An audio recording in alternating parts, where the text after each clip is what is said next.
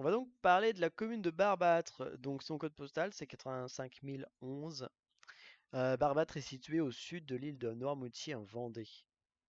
Donc j'ai des chiffres sur la population entre 1968 et 2000. On peut voir qu'elle a augmenté de 1124 personnes à 1779. La densité donc a augmenté de 90 à 142. Au niveau des logements, en 68, on avait un total de 1296 logements pour 3161 en 2000. Les résidences principales ont doublé en passant de 454 à 865. Les résidences secondaires et logements occasionnels, eux, sont passés de 643 à 2262. Et les logements vacants de 199 à 34. Et au niveau des établissements en 2009, les établissements actifs, en total, il y en avait 154, 11 pour l'agriculture, silviculture et pêche, 11 pour l'industrie, 18 pour la construction, 99 pour le commerce, transport et services divers, pardon, 23 en commerce, réparation auto et 15 en administration publique, enseignement, santé, action sociale. Donc pour le tourisme, les structures d'accueil sur la commune de Barbâtre sont constituées d'un hôtel 2 étoiles de 8 chambres et de 2 campings 3 étoiles totalisant 1123 emplacements. Barbâtre est bordée de 7,6 km de plages de sable fin. L'économie touristique locale repose essentiellement sur les activités de baignade et loisirs côtiers avec l'école de voile de Barbâtre. Donc parlons un peu nature, les laisses de mer. La mer est un milieu vivant, en perpétuel mouvement qui va déposer toute l'année sur les plages divers débris organiques et inorganiques au gré des conditions météorologiques. Ces dépôts sont appelés laisses de mer. Ces échouages se déposent donc au niveau de la zone de balancement des marées, c'est-à-dire sur l'estran, et plus particulièrement dans sa partie supérieure. Les dépôts laissés par la mer sont de deux types, les débris naturels organiques et les déchets anthropiques inorganiques. La composante naturelle des laisses de mer est constituée en grande majorité d'éléments végétaux, algues, phanérogames, arrachés au haut fond marin par les courants et les tempêtes, et qui se déposent en cordon sur la plage. Associés à ces débris végétaux et aux bois flottés, on trouve des débris animaux divers, morceaux de coquillages, enveloppes d'œufs de poisson. Mais des déchets d'origine humaine sont également abandonnés par la mer sur nos plages. Plastique, cordages, bouteilles, mégots. Et se mélangent aux laisses de mer naturelles. La décomposition des laisses de mer constitue un apport minéral fondamental pour la végétation dunaire. Les laisses sont qualifiées d'habitat temporaire, la Puyade 1996. Elles sont instables lorsque ce sont des laisses déposées aux pleines mers de moyennes et mortes eaux. Elles sont alors déplacées au flux et reflux et forment des dépôts mobiles. Elles sont stables lorsqu'il s'agit de laisses déposées au PMGVE, pleine mer de grandes vives eaux, au pied de la dune et rarement atteinte par la mer, marée d'équinoxe, violente tempête. Ce sont ces laisses dites de haute mer qui sont les plus intéressantes quant à leur rôle dans les écosystèmes littoraux, puisqu'elles peuvent naturellement rester en place assez longtemps. La végétation des laisses de mer. Lorsqu'elle existe, la végétation est composée de plantes annuelles résistant à l'immersion salée, halophiles, et recherchant les endroits riches en nitrates provenant des matières organiques en décomposition, nitrophiles. Le développement de cette végétation est linéaire sur une seule strate et discontinue. Les espèces caractéristiques sont le caquilier maritime, Cacile maritima, la roche des sables, Atriplex laciniata, et la soude maritime, Suaeda maritima. La végétation des laisses de mer constitue un habitat particulier, numéro 1210 du Code Corinne 17.2, protégé au titre de la directive Habitat 9243 CEE. La faune des laisses de mer. La faune est surtout constituée d'invertébrés. Les détritifhages y consomment les algues en décomposition. Ce sont notamment les puces de mer Thalitrus saltator et les larves de diptères. Elles-mêmes sont prédatées essentiellement par les larves et des adultes de coléoptères, staphylins et carabiques. Les bois échoués peuvent accueillir dans leur masse des espèces s'en nourrissant ainsi que d'autres utilisant temporairement cet habitat stable pour se réfugier dessous, à la surface du sable ou pour y creuser leur terrier. La faune colonisant les cadavres d'animaux est essentiellement composée de larves de diptères. De plus, de nombreuses espèces d'oiseaux fréquentent la laisse de haute mer. La grande majorité vient s'y nourrir. Les nicheurs sont plus rares. On y rencontre des oiseaux marins, mouettes, goélands, des passereaux, bergeronnette et des limicoles, gravelots, bécassos. Le nettoyage des plages. Depuis quelques années, la plupart des communes possèdent des machines de nettoyage des plages. Ce sont essentiellement des cribleuses. Elles réalisent un criblage-tamisage. 5 à 20 cm de sable sont prélevés, décompactés, puis tamisés sur un tapis grillagé métallique. Les déchets sont récupérés dans un conteneur de stockage. Contrairement au ramassage manuel, beaucoup plus coûteux en temps, les cribleuses enlèvent de la plage sans distinction les déchets anthropiques et la laisse de mer naturelle. De plus, une grande quantité de sable, jusqu'à 70%, se retrouve mêlée aux déchets. Donc les cribleuses peuvent être tractées par un tracteur.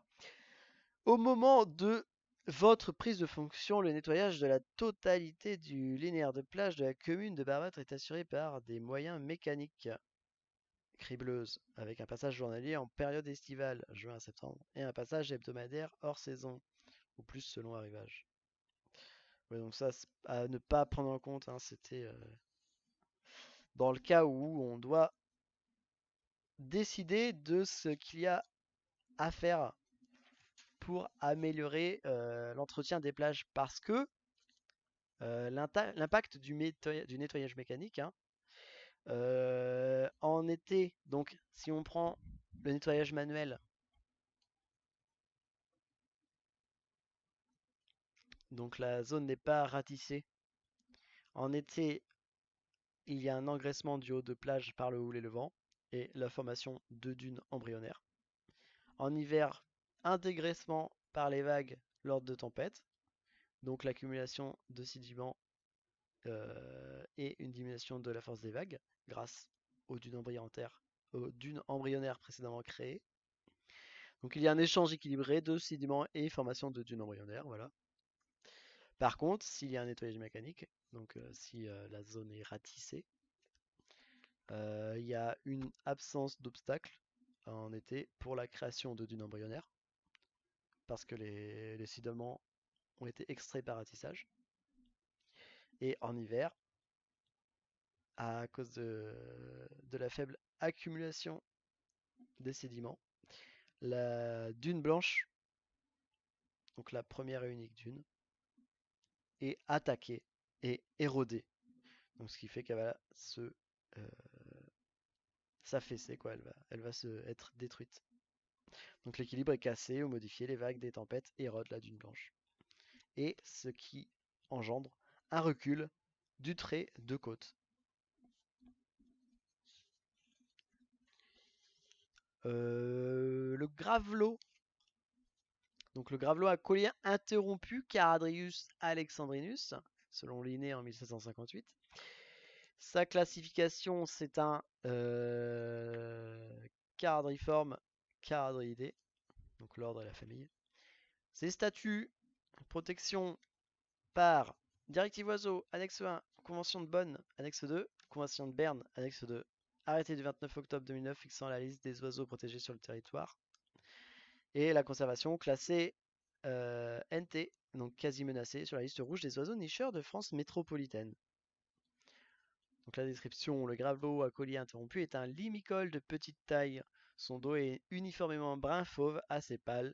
La face et les parties inférieures de son blanc pur. Les pattes sont noires ou grébunâtres. En vol, la barre alaire est bien visible. Le chant est caractéristique, une série de syllabes répétées en cadence et de plus en plus rapide.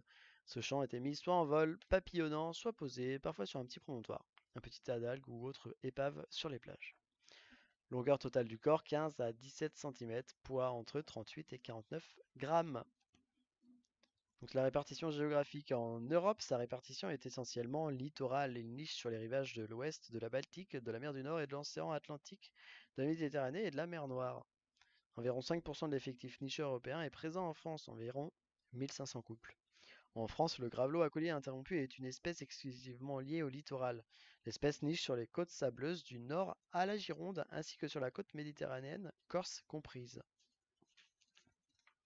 La majorité de cette population européenne de gravelot à collier interrompu est migratrice. Les zones d'hivernage sont situées du pourtour ouest méditerranéen au rivage de l'Afrique du Nord-Ouest, Guinée-Bissau et Mauritanie notamment. 15 Charadrius alexandrinus ont été recensés en 2011 comme nicheurs sur l'île de Noirmoutier. Niveau de l'écologie, Le gravelot à collier interrompu niche dans des milieux ouverts avec une végétation clairsemée ou absente et présentant un substrat lui permettant de cacher ses œufs. Sable, gravier, galets, coquillages, l'est de haute mer. L'espèce niche généralement en colonie, souvent en lâche, parfois dense, souvent associée à d'autres oiseaux comme les sternes, sterna, mais des couples isolés sont aussi fréquents. Au niveau de la reproduction et de la dynamique de population, l'arrivée des premiers oiseaux sur les sites de reproduction a généralement lieu dans la seconde quinzaine de mars. À l'aide de sa poitrine, le mâle creuse plusieurs petites cuvettes sur son territoire. L'une d'elles sera choisie par la femelle qui déposera 3 œufs en moyenne. La période de ponte débute généralement fin mars et s'achève en juillet avec un pic de mi-avril à fin juin. Cet étalement important de la période de nidification s'explique à la fois par un très fort taux d'échec, et oui, lié aux fréquents dérangements et destructions d'origine humaine et à une prédation élevée, entraînant une seconde ponte ainsi qu'à la possibilité d'effectuer une seconde nichée en cas de succès de la première. L'incubation dure 26 jours en moyenne. Quelques jours après l'éclosion, la femelle abandonne les poussins, qui sont alors élevés uniquement par le mâle, et elle tente une nouvelle nidification avec un autre mâle. L'élevage des poussins dure 4 à 6 semaines en fonction de l'abondance de la nourriture disponible. Des jeunes non-volants sont donc encore présents sur les sites de reproduction jusqu'à la fin du mois d'août. Ils acquièrent leur indépendance quelques jours après l'envol. À la fin octobre, le gravelot à collier interrompu a quitté la côte atlantique.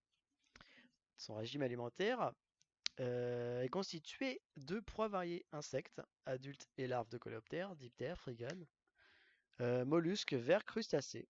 Les nicheurs s'alimentent à la manière typique des gravelots, course rapide de ci, de là, pause pour observer, capture de la proie repérée à la surface du sol. Donc le système dunaire et les échanges sédimentaires. Donc si on s'imagine une coupe schématique du système dunaire, avec les échanges sédimentaires, donc en partant de la mer, donc on a dans la mer les barres sédimentaires. Avec le vent de mer, on a un apport par la dérive littorale. On a une alimentation en sable et une érosion aussi. Donc ça, c'est le début de la plage, hein. Ça commence sous l'eau. Ensuite, on a le berme de beau temps. Donc c'est toute la partie sableuse entre la mer et la végétation de haute plage, hein. Donc ensuite, on a la végétation de haute plage. Il y a donc la laisse de mer, la laisse de haute mer, pardon, donc avec des branches, des algues. Juste après, on passe aux dunes. Donc là, le haut de plage qui est atteint par les tempêtes.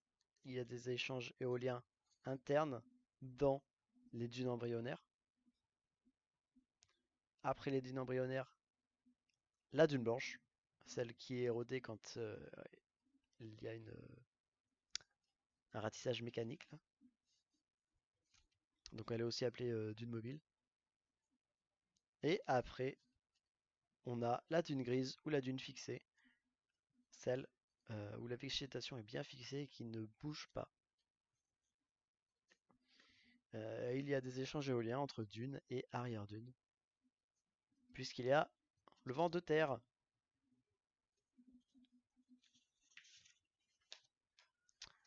Enfin, les éléments juridiques liés au nettoyage des plages. Divers matériaux s'échouent sur le rivage, déchets, dépôts organiques, épaves, animaux. Ils peuvent engendrer des nuisances ou engager certaines responsabilités. La compétence du maire. Le régime juridique applicable varie en fonction de la qualification des matières et des objets en question. D'une façon générale et en conditions normales, quel que soit l'origine de la pollution, le nettoyage des plages relève des compétences du maire. Cependant, lors des événements exceptionnels comme les pollutions par les hydrocarbures, des dispositifs spécifiques peuvent être activés. Ces derniers ne sont pas développés au sein de ce guide. Le maire est tenu de veiller à la propreté des plages au nom de la salubrité publique. La police municipale a pour mission d'assurer le bon ordre, la sûreté, la sécurité et la salubrité publique. Article L 2212-2 du Code général des collectivités territoriales. Pouvoir de police générale.